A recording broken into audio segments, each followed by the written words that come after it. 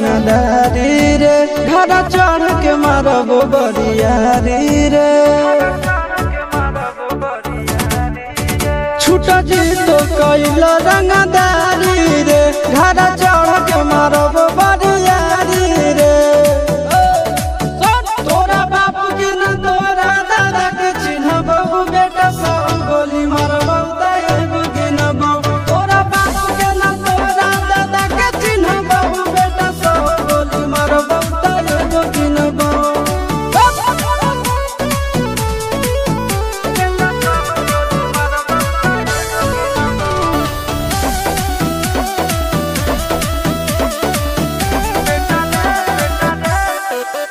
बेटा रे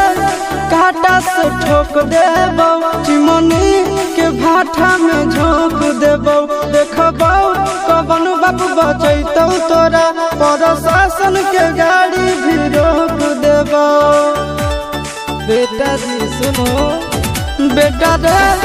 काटा से ठोक देबो चिमनी के भाटा में झोंक देबो देखबो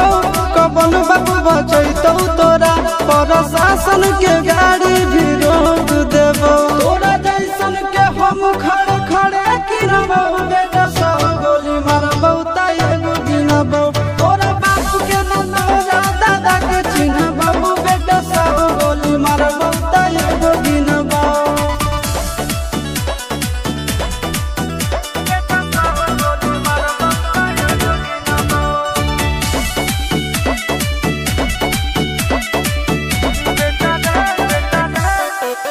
बेटा रे दौड़ा के बाजार में मारबो गोली तोर कपार में रंगदारी जे करम भी बिहार में गड़ देबो गंगा जी किनार में इतना मार पड़तो न बेटा बेटा रे दौड़ा के बाजार में मारबो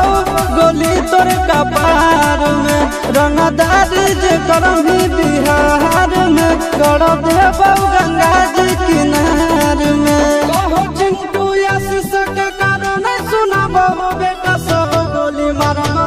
एगो गिनबो तोरा बाप के न तोरा दादा के चिन्हबो बेटा सब गोली मारबो